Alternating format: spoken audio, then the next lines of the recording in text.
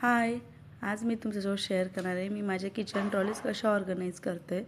तर त्यासाठी ना मी किचन ट्रॉलीमध्ये ठेवण्यासाठी एक ट्रॉली मॅट मागवली आहे. तर ती ट्रॉली मॅट कशी अरेंज करते, किचनमध्ये कुठलं सामान कुठे ठेवते, हे सगळं आज मी तुमच्यासोबत शेअर करणार आहे.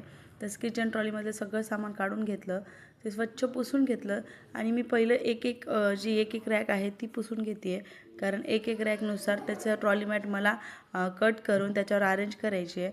आणि मधल्या ट्रॉली मॅटमध्ये मी रोज यूज करायचे चमचे ठेवते.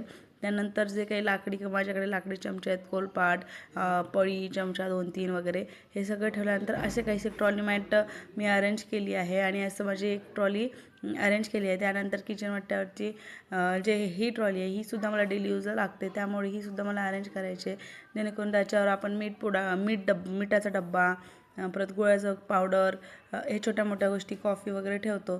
तर त्यामुळे हे तेलकट होतं, त्याच्यामुळे हे सुद्धा मला क्लीन करून घ्यायचं होतं.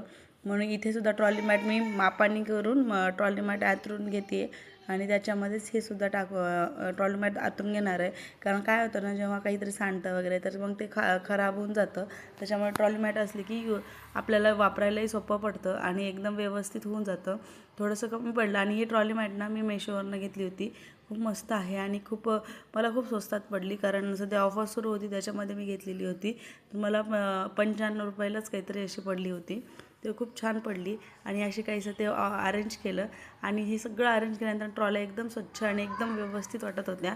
मी कधीतरी तुमच्यासोबत ट्रॉलीची टूर शेअर करते. ट्रॉलीमध्ये मी कशी अरेंज करते. तुम्हाला जर हवे असेल तर मला नक्की कमेंट करून सांगा. आणि असं काहीसं मी ट्रॉलीचं माझं अरेंज केलं होतं.